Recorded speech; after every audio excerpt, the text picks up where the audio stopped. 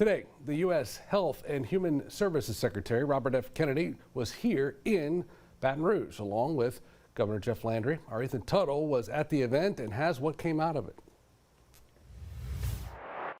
Today, Governor Jeff Landry, alongside Health and Human Services Secretary Robert F. Kennedy Jr., signed legislation aligned with Make America Healthy Again, something they both say will help correct the state's health problem, which has consistently ranked among the worst in the country.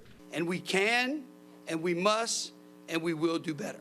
Governor Landry signed two bills today, one to limit artificial colors and additives in foods, another to allow easier access to ivermectin. SB 14 hopes to improve the state's health from top to bottom. Bans harmful artificial dyes and additives and encourages our schools and our governments to purchase from locally produced farmers and growers. Starting in 2028, artificial colors and additives in school foods will be limited. QR codes will be added to containers of food with certain artificial ingredients, and restaurants will have to notify customers if they use seed oils.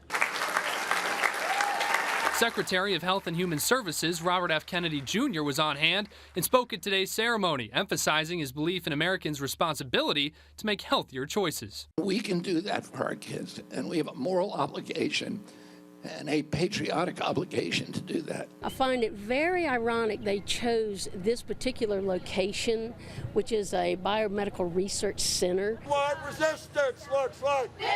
Lisa King was outside the building this morning, protesting prior decisions and proposals by the Trump administration and RFK. I don't think that cutting research to make better lives and medications and treatments is the way to go. Kennedy commented on proposals to snap food cuts in Louisiana, saying the following. The federal government should not, taxpayers should not be paying for you to do that and then paying for the outcomes after you make yourself sick, paying for treating the diabetes and the heart disease. The Make America Healthy Again move to the state comes after last place rankings in health the past 2 years, according to the United Health Foundation.